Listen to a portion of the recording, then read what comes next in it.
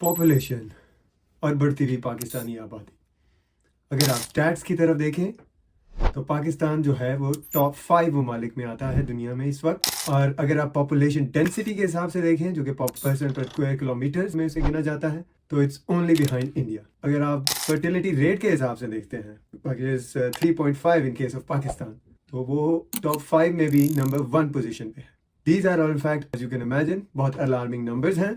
और ये सब नंबर्स हम देख रहे हैं despite all the issues, educational issues, health care issues, environmental, resource strain, इन सब के बावजूद ये ट्रेंड्स हैं हमारे पास, and these have been going on for decades. मुझे याद है जब अर्ली 90s में lady health worker programme Pakistan में शुरू किया गया था, when I was very young, तो उसके बारे में सोशल डिस्कोर्स क्या था, अपोजिशन की लेवल क्या थी उसके बारे में, and what challenges they faced. उस वक्त तो मुझे उसका कॉन्टेक्स्ट समझ नहीं आया, but as I grew up उसके बाद मुझे अंदाजा हुआ कि why it had that issue और why this topic is such a taboo to discuss in Pakistan.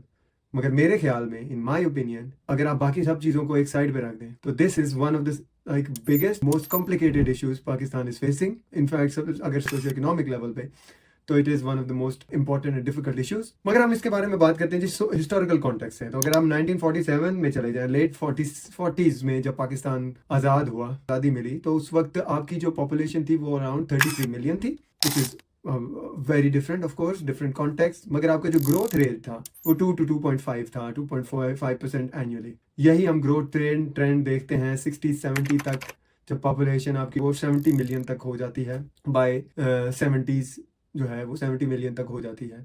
80s 90s में ये भी यही ग्रोथ ट्रेंड चलता रहता है। इनफैक्ट 80s में ये 3.1% तक एनुअली भी आपका ग्रोथ ट्रेंड जाता है, हमने देखा है। और इसी तरह अप्रॉक्सीमेटली 90s में भी यही ग्रोथ ट्रेंड फॉलो कर रहे हैं। मीडियन जो है 2.5% आपकी थ्रू आउट दीज डेकेड्स बढ़ती रही है फ्रॉम 47 ऑनवर्ड्स।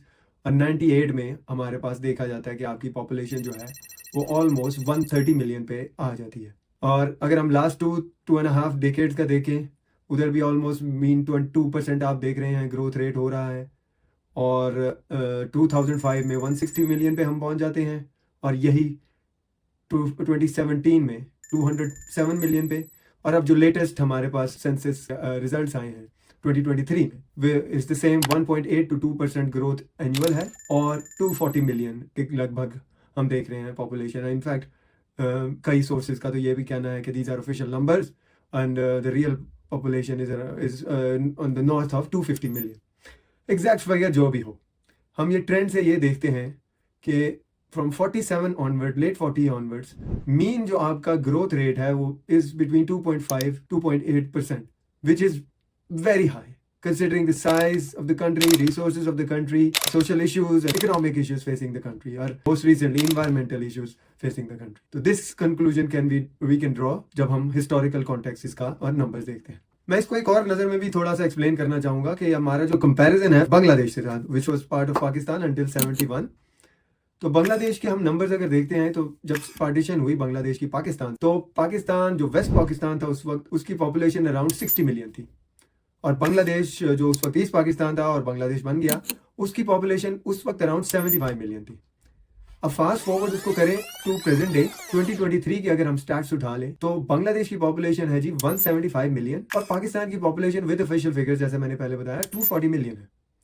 तो this is a like mark difference. आप देखिए कि जो उसकी बांग्लादेश की पॉपुलेशन 71 में थी, उतना हम इस वक्त डिफरेंस देख रहे हैं, that is 75 million. Fundamentally it was used to be same country, मगर उन्होंने क्या ऐसा डिफरेंट किया, और despite the same religious context, how did they manage to curb. तो this is an important point कि मैं आई वांटेड टू मेक कि भाई हिस्टोरिकल कॉन्टेक्स्ट में डिस्पाइट उनसे कंपैरेटिवली सिमिलर होने के, हमारा जो है बिल्कुल कंप्लीटली डायरेक्शन में हम इस वक्त देख रहे हैं एक दूसरे in terms of share numbers. उसकी वन ऑफ द रीजन ये है कि उन्होंने फर्टिलिटी रेट, जो मैं शुरू में मेंशन किया था कि पाकिस्तान में अराउंड 3.5 है, चल रहा है, इज कांस्टेंट, यानी कि हर ऑलमोस्ट औरत 3.5 किड्स ऑन एवरेज आपका फर्टिलिटी रेट चल रहा है। जबकि यही जो है बांग्लादेश में फ्रॉम 70s ऑनवर्ड 1.5 to 2 के करीब ले आए हैं। And this is one of the major issues, because they are focused on planning and social reforms to make this happen despite having the same religious and social discourse at one point in time. इसके बाद मैं आना चाहूँगा थोड़ी सी future projections है। Historical context दे दिया हमने, comparison दे दिया, फ्यूचर प्रोजेक्शंस क्या है। तो as per official organisations, United Nation Development Organisation और अदर डेमोग्राफिक ऑर्गेनाइजेशंस, पाकिस्तान की जो पॉपुलेशन है is projected to grow not at the same rate, it may slow a little bit from 2.5% annual growth to 2%. So numbers देखें उसके हिसाब से 2050 में it is projected to reach 400 million. और अभी हम 250 टू 40 मिलियन से जिस तरह स्ट्रगल हमारे रिसोर्सेज के हो रहे हैं, तो we can imagine in 25 years time what would be the situation like अगर हम मेजर प्लानिंग, सोशल और इकोनॉमिक रिफॉर्म्स की तरफ तवज्जो नहीं देते.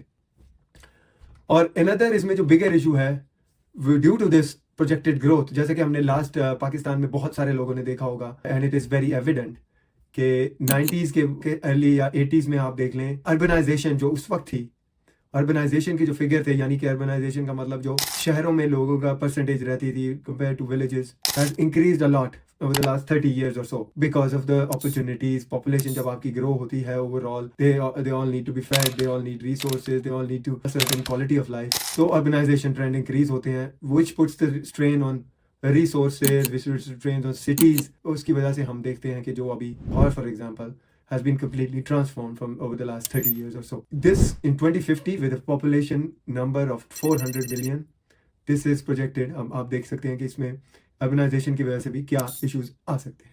तो अब ये जो कंटिन्यूड ग्रोथ हम देख रहे हैं, इसकी क्या इंप्लीकेशंस हो सकती हैं other than the ones which I already mention. तो number 1 is completely obvious, resource scarcity. आपकी जो इकोनॉमी है और आपके रिसोर्सेज पे है उन पे एक्स्ट्रा स्ट्रेन पड़ेगा, और हम देख रहे हैं वो पड़ रहा है.